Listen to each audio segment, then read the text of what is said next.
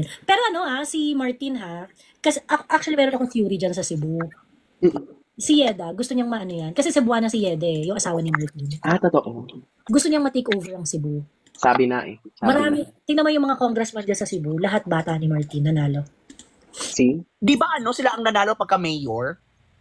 Sa Mandawi ba yun? Lapu-Lapu. Yeah, oo. For sure, So, maraming mga sinuportahan yan si Martin na mga kandidato sa Cebu.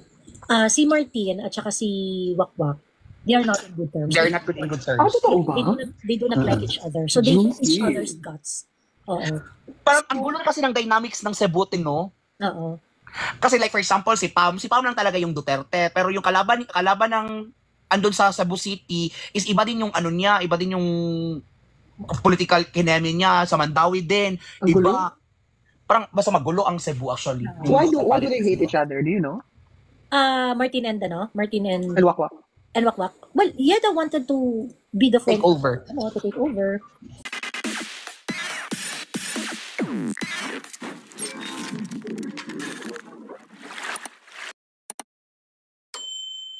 So, I think it started with meron parang issue prior nito pero di ba na-suspend to si Jonas Cortez, yung Mandawi? Yes. Na-suspend. Pagkatapos, ang nag-take over, di ba? Yung pinsan yon ni Yeda.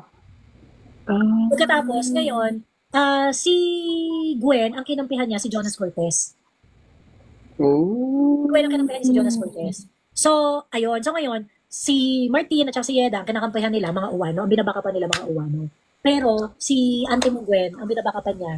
Auntie mo Gwen. Oo. Ang binabaka pa niya, si Jonas. So, yun.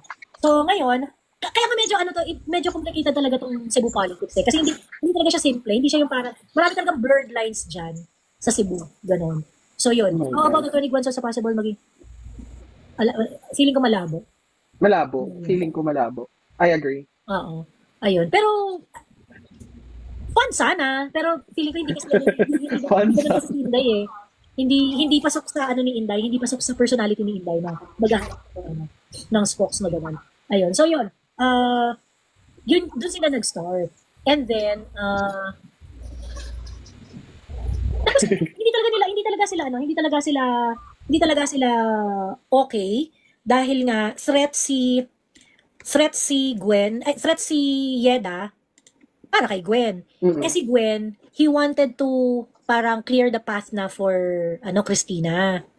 Kasi etong si Cristina, ang inaambisyon daw talaga niya nung una mag-senador. Tapos bumalik ang maka-survey, ang ate mo malayo pa sa West Philippine Sea ang ranking sa senatorial survey. So ngayon, nung bumalik na yung survey, parang Bex, hindi natin kaya ang national, dito lang tayo sa Cebu. Ayun. So ngayon, si Auntie mo Gwen, ang ini-envision niya really is to keep the power within the family, with Cristina, Duke Frasco, tapos yung isa pang kapatid ni Ngayon, parang meron ring issue within the Garcia family. Kasi merong isang kapatid yata tong si Gwen na congressman na hindi pumirma ng impeachment. Oo, na hindi pumirma ng impeachment. Garcia din if I remember it correctly. Parang Garcia rin yun na yung apelido. Na ang kwento sa akin was that supposedly that guy is supposed to take over Gwen sa Pablo Garcia. Sabi ni I am Gray. Pablo Garcia. So sabi niya, siya daw dapat talaga yung mag-take over. Kaso, nung nagkaiwanan na nga sa ere, nakalimutan na yung usapan na sa kanya ipapasa ang torch. At gusto ko ni Gwen sa kanyang Princess Wakwak. Ayun. So, kaso nga lang, si Princess Wakwak, mukhang wala ng kingdom. Ayan. Naunahan siya ni Pam. Ayan. Na flight stewardess. Oo, naunahan siya ng flight stewardess. Ayan. Ni Mini Wakwak. Nadami ang Pilipinas sa Family Feud ng mga oligarch, sabi ni Ex-Sumikat. Totoo naman yan. Totoo.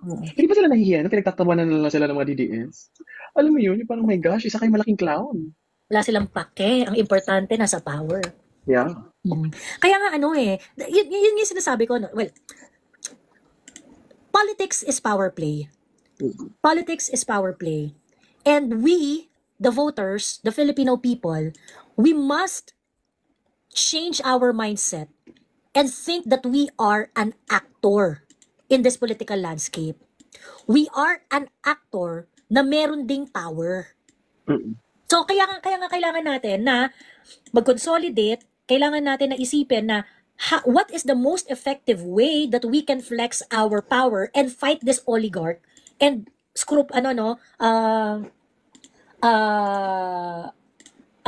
dito tong mga politician na to. 'Di ba? Itong mga masasamang loob na politician na to. Ano yung mga kailangan natin gawin in order to beat them? Yes. We can only do that if we are going to consolidate. If we are going to think that we are a formidable force in this democracy, that we are an important political actor, that we actually wield a power. Correct. Kasi hanggat hindi natin nare-realize na meron tayong malaking power, wala, laruan lang tayo dito.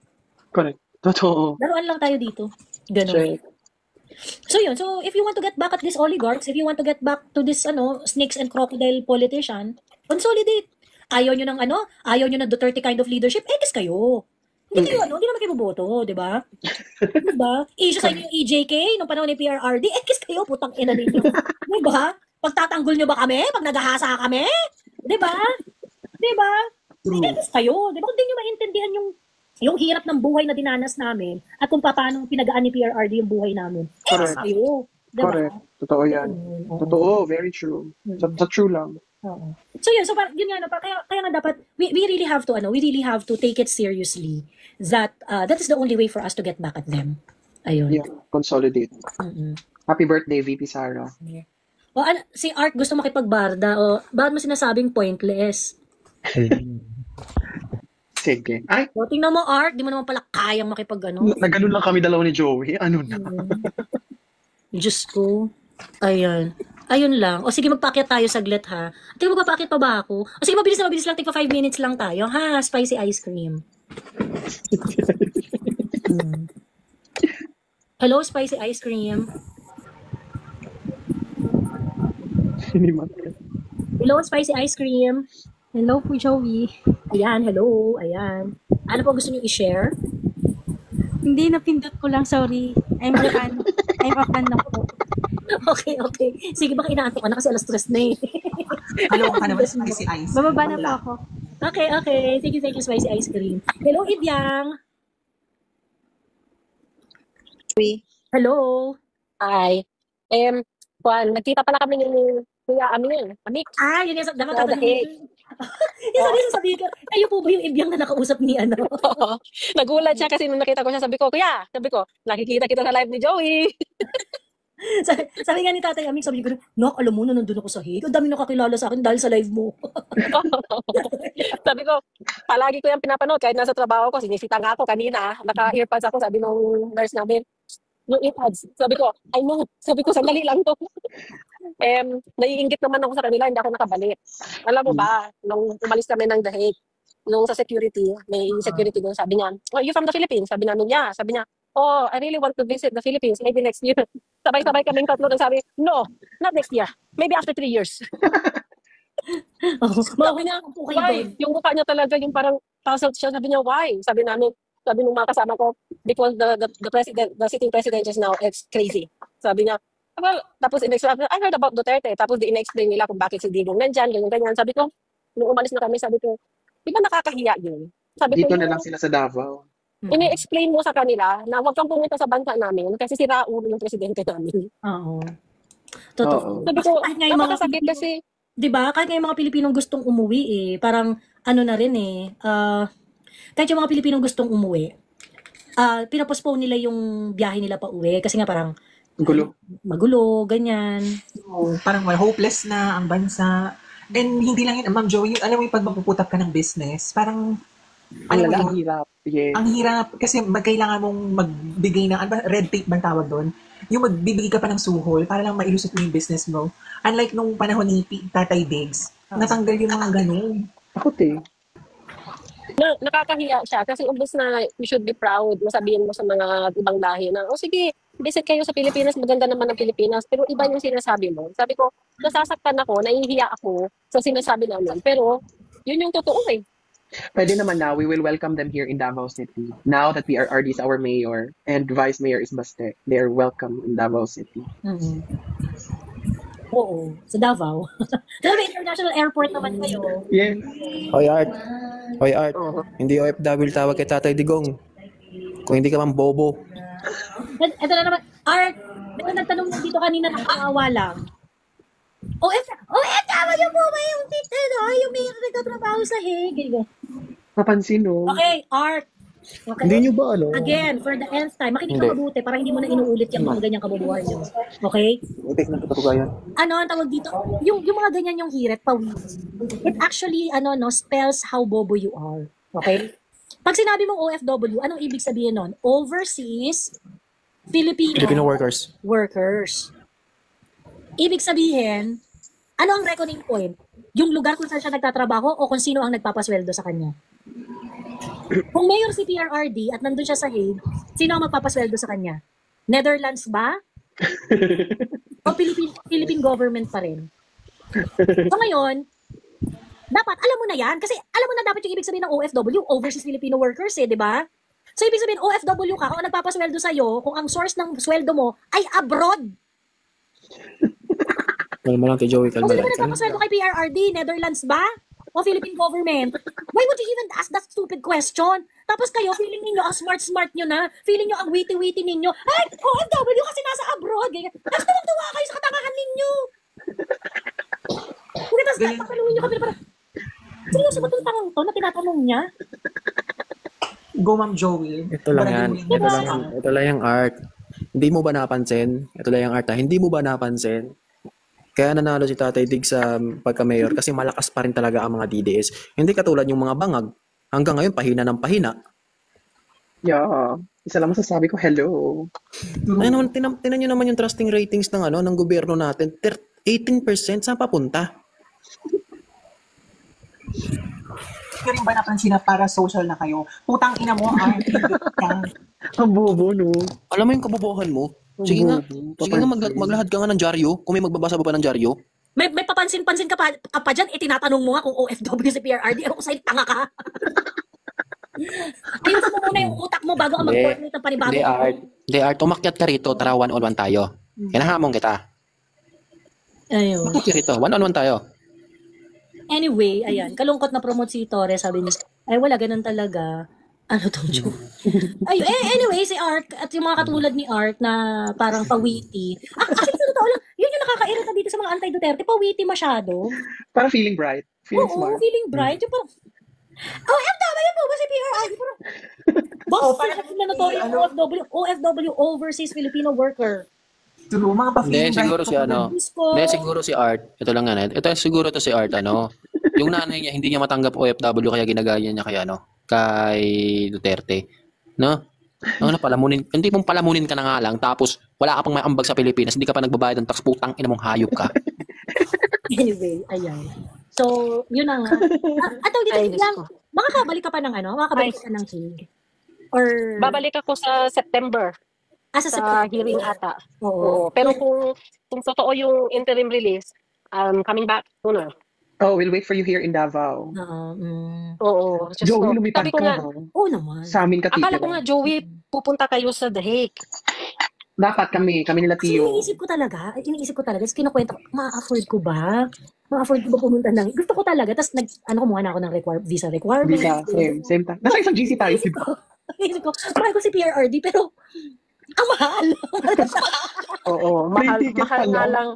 Mahal nga sa Netherlands. Kaya sabi ko nga nung andun kami, tapos may mga bali-balita, alam mo yun, mga sabi-sabi na gano'n. Sabi ko, shit, bakit kasi ngayon ako pumunta? Ito ang ininito ni Art, wala talagang kakwenta-kwenta magtanong to.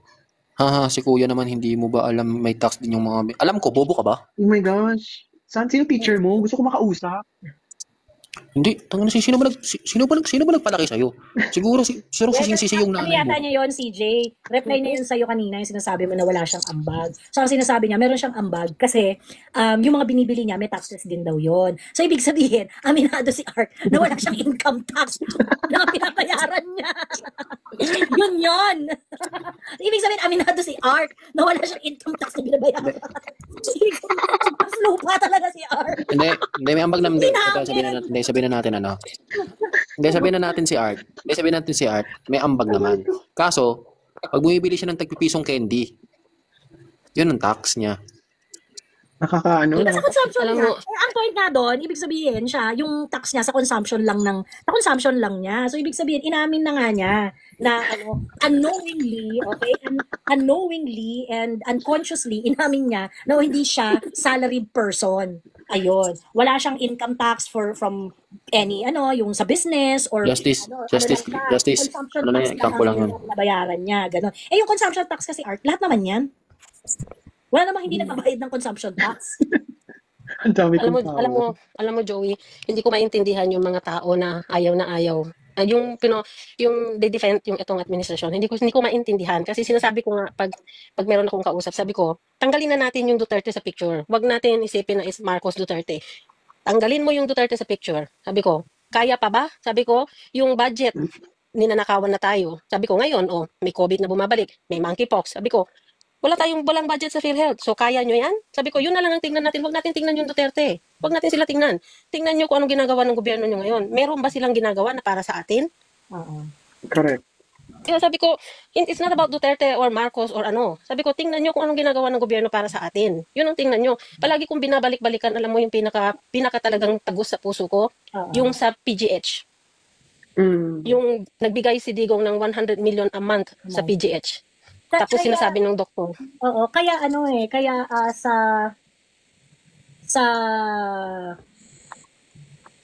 yung train of thought ko. Kasi kaya ako affected doon sa PGH kasi dito sa anak ko free ang healthcare namin. So, kung ano yung kinikita namin, we do not have to save up for in case may magkasakit, in case kasi libre lahat, pati gamot. Hindi kailangan mo ultimo paracetamol, libre lahat. Kaya hindi mo kailangan yung nagtatrabaho ka, kailangan ka magtabi kasi in case may magkakasakit sa pamilya mo. Yun yung masakit eh. Kaya sabi ko yung healthcare lang talaga ang ayusin diyan, which is nakita ko kay Digong yun. Yung alam mo, malaking ginhawa sa atin mga Pilipino yun eh. Kasi dati ako gusto ko sana, pag nag-retire, uuwi. Pero nung nagkasakit yung nanay ko, doon ko sinabi, hindi ko pala kayang umuwi. Kasi mauubos yung pera ko, magbebenta ako ng ari-arian para sa gamot ko. Kaya, hindi. Kaya sinasabi ko sa mga tao, wag na natin tingnan, it's not about Duterte. Sabi ko, tingnan nyo, may nagagawa ba yung gobyerno nyo para sa inyo? Naalala ko na yung sasabihin ko, Ibyang. Yan rin yung reason kaya, kaya I cannot trust the yellow and pink politicians. Kasi, nandito tayo sa situation wherein the government is making bad decision one after the other, but they are not saying anything. Heidi Mendoza talking about corruption, but it's not very critical dun sa mga key decision involving finances ng administration na to. That's why I can never trust Heidi Mendoza, Leila de Lima, or Risa Ontiveros and things like that. People like that. Kasi nga parang, parang masyado lang kayo nakafocus sa mga Duterte eh. Yes. Diba? Yung mga advocacy ninyo tungkol sa corruption, transparency, accountability, hindi siya consistent. Hindi kayo sa transparency and accountability if it's going to benefit your political agenda. Otherwise, pikit-pikit naman kayo sa mga kasamaan ng administrasyon na to or ng basta hindi mag-aambag sa political agenda ninyo. Wala naman talaga kayong pake. So, wala kayong advocacy, wala kayong pinapanagutan, wala kayong tinatayuan para sa mga Pilipino. All you want is power. So that's why ang gusto nila, yung sila lang ang magbe-benefit. They are not looking after the welfare ng lahat ng tao, just sarili lang nila. That is true. And I think this administration just ayaw nila maglagay ng budget sa education kasi gusto nila yung mga Pinoy mangmang as always. Mangmang. And pati sa healthcare, para asa lang ng asa always sa kanila. Ayaw nila tayo matuto, ayaw nila yung tao na guminhawa. They want the Filipino para maghirap, magmang, para tayo, forever tayo maglo-look up sa kanila, forever tayo hingi ng tulong sa kanila. Diba? True. But Rowena Guanzon, sabi ni Fall For You, but Rowena Guanzon is a product of Dilawans, right, Miss Joey? Well, align siya sa align si Guanzon sa, yellow talaga si Guanzon. Align talaga siya doon. But there are so many, there are many yellow politicians naman talaga na, well, liberal talaga, kasi LP talaga sila for the longest time, ganyan. But there are people who are still very consistent despite. Okay? In fact, ako, isa sa mga pinaka-nire-respeto ko na liberal, si Doy Laurel. Very yellow yun. Doy Laurel. He's a very, very yellow politician, but he's a very consistent guy. He's very consistent in his advocacy, in his belief, ganyan. And ang problem kasi sa mga yellow, wala na kayong ganun eh. Wala na kayo yung parang talagang you really you really believe doon sa totoong good governance, yung totoong transparency, accountability, yung mga ganun. Wala nang ganun eh. Si Rowena Guanzon, si Attorney Guanzon, the thing with her is she's always been very, very consistent. Oo, yellow siya. Pero kung ano yung mga pinaglalaban niya at kung ano yung mga stand niya, it did not change. Diba? Noong 2022, galit na galit ang mga yellow at pink kay Bongbong Marcos. Hanggang ngayon, galit pa rin si Rowena. Si Rowena Guanzon na nga lang ang yellow pink na galit sa mga Marcos. Kaya nga. Diba? Siya na lang yung totoong galit sa mga Marcos. Ay, asa na yung mga yellow pink na galit kay mga Marcos? Yung never again dyan. Wala, kampi na. Tingnan mo nga si Kiko. Diba? Ayun. Papahukay daw niya si Marcos, pero wala. Kampi-kampi. Eh, ang chismis pa nga sa kaparangan, ang dumiskarte sa panalo niya ni Bam at saka ni Kiko, si Ma'am Shi. Diyos me. Diba? So, yun. Even Bernadette Herrera D, she's part of the Liberal Party for a very, very long time. Yellow yan si Bernadette Herrera D. However, si Bernadette Herrera D kasi, I saw her in action even before, no? Dinagat Island Congresswoman pa lang yan. Nakita ko na yan kung paano magtrabaho. Magaling talaga yan. And she's a yellow, ano? Yellow Very is yellow. Pero nakita ko magtrabaho yan. Magaling talaga. And she's very Hands-on. consistent. She's very consistent. Siya actually yung, siya yung, Bagong henerasyon party list siya. oo, yung, ang tawag dito, I think parang siya yung, may kinalaman dun sa Sumilaw Farmers in ganun. Kasama niya si Mama Lenny doon. Yeah, siya nga ata. Oo. Siya yung, di ba parang sabi ni Mama Lenny, parang isa siya sa mga lawyers doon sa Sumilaw Farmers. Ganyan. Parang group nila yon. Pagkatapos si BH yung, alam ko yung isa talaga sa malaking trumabaho doon sa ganung emirate. So si BH, hindi naman yan talaga DDS. Yellow yan, pero she's very, very consistent. At nung nagkakababuyan na ng budget, she did her job. Question niya In fairness sa kanya, no? Ella Kimbo. And she was giving really difficult questions, no? Hindi yung parang out of compliance lang na, ay sige, i-interpolate natin si Stella.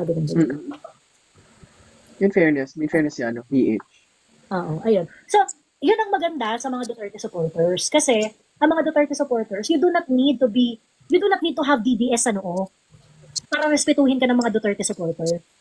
All you need to do is to be consistent and all you need to do is to be reasonable. At makuha ito ng mga Duterte supporters. Ganun. Correct.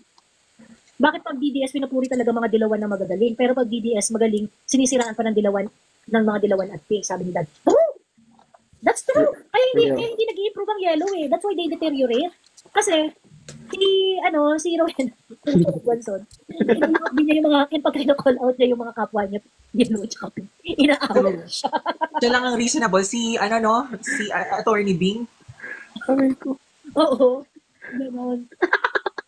Natawa ko dyan eh. Kasi, election pa to. Sabi ko na ni Common. Election pa to nung 2022 pa to. Yung EJK pa yung pinag-uusapan. Si Comweng, ayaw niya talaga ng mga EJK. Ayaw niya talaga ng mga patayan. Ganyan. Sabi, ayaw ko niyan. Pero ang solusyon niya, yung solusyon din ng mga Duterte supporters. Kung ayaw ninyo sa EJK, i-demanda niyo si PRRD. Ganon. So, magkaiba yung start ng pinanggagalingan ko at saka pinanggagalingan ni Attorney Guanzon. Pero yung solution namin is parehas. If you want to hold PRRD accountable here in the Philippines, i-demanda nyo. Kasuhan nyo. Ganon. Tapos na-interview to si Comweng. Ganyan sabi ni Comweng. Hindi ko nga maintindihan. Bakit dinademanda to si Digong wala naman nang siyang immunity. Ganyan. Nagagaganon siya. Hindi nabwisit sa kanya.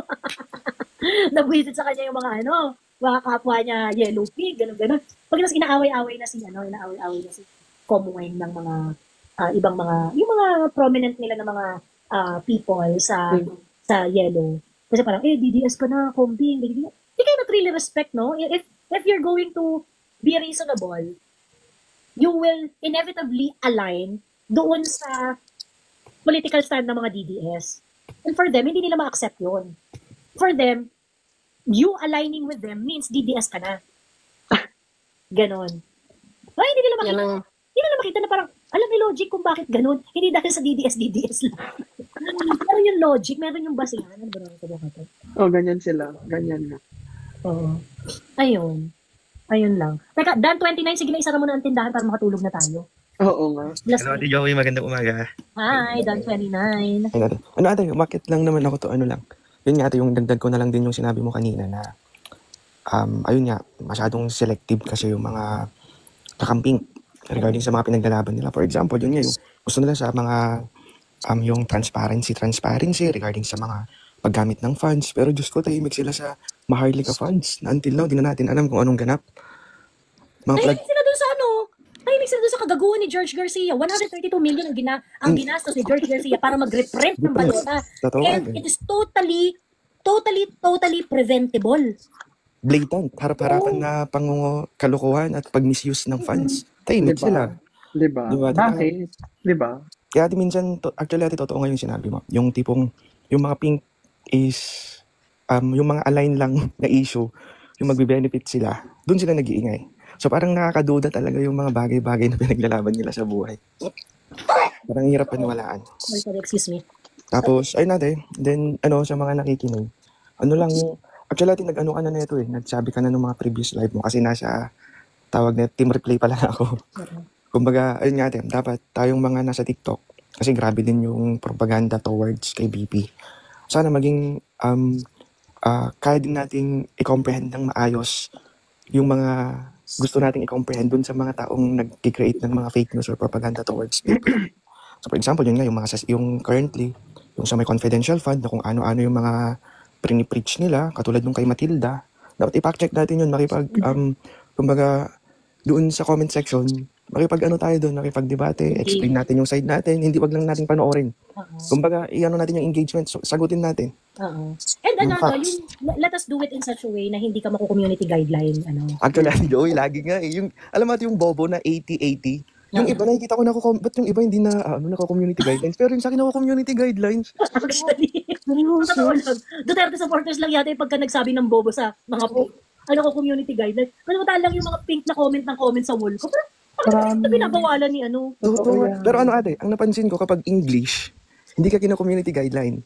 Kapag English natin na mahaba. Advantage sa amin yun pag Bisaya. Lalo Kasi ate- pag Bisaya. Kasi ate, meron akong may content creator din na Tagalog ako nung una. Pero community guidelines ako agad. Wala naman ako. Ang sinabi ko nga doon ate, yung hammer na emoji. Oh, Parang ganun pa yung ginamit ko na hindi na ako gumamit ng pokpok na word. Kumbaga yung hammer na community guidelines. Pero nung in-English ko yun, okay. Okay siya. Hindi siya na-report. Oh my God. Dan, yung UHH tapos space, LO, maraming L, ulol.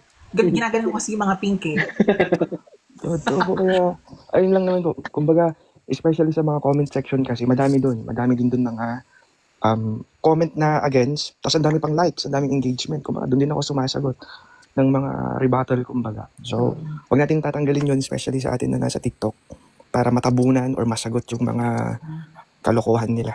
Ng mga, Ang tagal ko na hindi nakabalik dito sa TikTok. Kamusta na nga pala ang TikTok? Wala ba na bago? tapos, pala daw, may maikwento pala ako. Meron akong nakaaway doon sa comment section. Direct Mel yung pangalan. Pero totoong director naman siya sa mga indie. So ngayon, nagulat ako. Siya pala yung nagre-request ng funds. Produce dun sa pinipreach nilang indie movie. So parang gago ka. Ikaw yung apakabalahura mo nung sa comment section Tapos yun natin, nung nag-preach sila, pinakita ko yung account. Siya nga yun. Decline. Hindi tinuloy yung pinapropose niyang indie. Oh my gosh. May kayo yung mag-a-approve ng funds na nire-request. Actually, nag-preach na sila nung una pero hindi siya kasama. Pero nung final preaching nga, nung indie movie na gusto nilang ipaproduce, sumama siya. And nataon nandun din ako. Naalala ko, Direct Mel Pascual yung pangalan niya. Yun din yung TikTok niya. Kasi sila ang hilig nilang mang-away ng mga tao. Ang tingin nila sa lahat ng kausap nila, hampas lupa.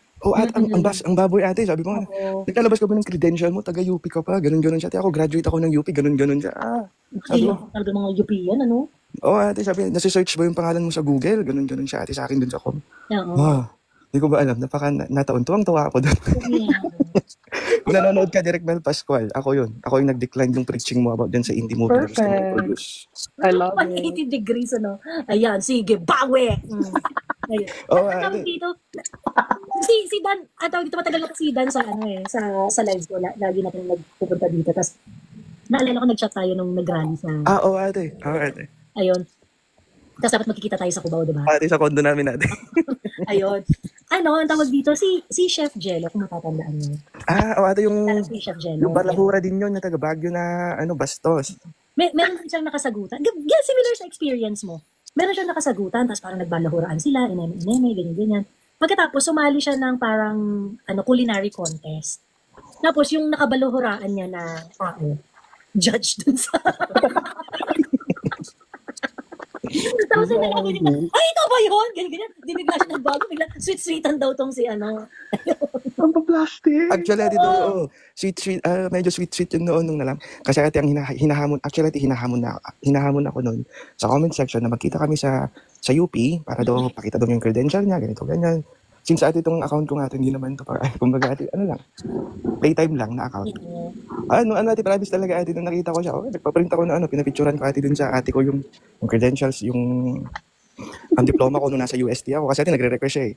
Ate, yung preaching, ate, ano niya? na-recognize niya. Action niya. Yun nga ate, pag youth, pa bebe, na alam ko yun. Sabi ko nga ate, Joke lang naman yun. marami sa ito totoo. Actually, may selfie pa kami ate. Actually, siya nag-insist na mag-selfie. Then after nun, dinilit niya yung post niya. Na nandun yung mga, parang, tanga-tanga mo naman, gano'n. Basta ate, balahura. Tinatanga-tanga niya ako. Yan yung isa sa mga katangahan. Yung mga sobrang pa. Kasi itong mga pink at saka mga yellow, they do not understand. They do not understand. They claim to be, educated, ganyan. Meron din naman mga Duterte supporters na gano'n na walang linya. Yung medyo parang sobrang balahura din. Meron din naman mga gano'n. Meron din. Pero ibig ko sabihin, kayong mga pink, kung kayo, lalo na pinagmamalaki nyo, galing kayong UP, learned kayo, nakapag-aral kayo, ganyan-ganyan. Hindi ko mag-gets, bakit hindi nila maintindihan yung salitang prudence? Totoo ate, exactly. Oo, na parang, hindi mo kailangang isaksak sa mukha ko yung credentials mo, yung mga achievement mo sa buhay, yung title mo, or what. All you need to do is to make sense. Diba? Just make sense. Kasi you can be a lawyer but still stupid. Exhibit A, Attorney Claire Castro. Yeah, diba? Yun na number 1, Attorney Claire Castro. Oo. Ngayon parang ang tawag dito, yun yung hindi ko maano sa kanila, yung parang, they are really full of themselves. Tapos, yung parang feeling nila, elite sila. Totoo, ate. May pa nga meron pang isa yung nagsabi, naalala ko rin sa TikTok yun na nagkabardahan dito. No? Sabi niya, UP ka pala, sabi niya sa akin. Sabi, UP ka pala, ganyan, UP rin ako, ganyan. So sabi ko, mukhang bata kasi siya, yung hindi naman siya yung, mukhang estudyante pa rin siya currently, ganyan. Hindi sabi ko, nung nasa UP ako, yun yung UP na nasa top 100 university of the world pa yung UP. Yung UP ngayon, walay na. Wala na sa top 100 university ang UP ngayon. The UP that you have right now is not as good as the UP that I had before. Chupi na kayo ngayon. Diyos ko. Napakabalahura. Lagi nilang ginagamit yung credentials nila. Sabi ko nga ate, nataon lang na mas, kumbaga nataon lang na mas above ako sa'yo ng konti kasi ikaw yung may kailangan sa akin. Sabi ko ate. Pero ang decline. Walang funds. Yung naghanap sila ng ibang source. Good user. What you get when you become an asshole, di ba? Yeah. Totoo ate. Pero parang sa atin, yun yung nila, yung knockout and guard sila. Pabebe. Pero alam mo, hindi pa nakamove on dun sa Maharlika fans. Yeah. Sa'yo na lang yung head ng marka yan. Wala. Nagulat siya, kasama ko sila Direk Roman, sila Direk Choi. Nawindang si ate. Pabebe. Pero ate, nung una, binabanggit ko na yun. Actually, parang familiar na siya that time kasi nung in-stalk ko siya, may mga indie post siya dun sa sa mga, hindi nagulat lang talaga ako siguro, it's a God, work of God na lang siguro na nataon. Nagkadaupang palad kami that time. So, ayun lang naman natin. Yung resignation pala ng Maharlika Investment Corporation, si Consing, unqualified courtesy resignation yung kanya. So, ano ibig sabihin nito? Ibig sabihin, parang irrevocable, ganun. Unqualified. Ano ibig sabihin nito? MIC? Giving up your commission completely. Okay. Okay. Oh, interesting. Which ikaws na pala to sa Maharlika, no? Talagang... Nakalimutan? Di ba ate? Nakalimutan o bakit kaya no? At saka ate, kung meron man dapat hanapin na funds yan kasi billions yung pinag-uusapan. Correct. Oo. Yung mga flood control, hindi ma-explain kung nasaan na. Di sila nag-iingay. Pero... Issue sa PhilHealth. yung mga budgets na para sa pangmalasakit center sana napunta sa ayo. Dapat doon sila mag-ingay. Diyos ko, 70 plus na lang ang hinahanap sa CF ni BP. The Hindi land bank, 125,000. the land bank transferred 50 billion and the DBP 25 billion to the Maharlika Fund. Yan, totoo Sir Pao. Oh my gosh, I'm actually reading it again. Oo nga, no?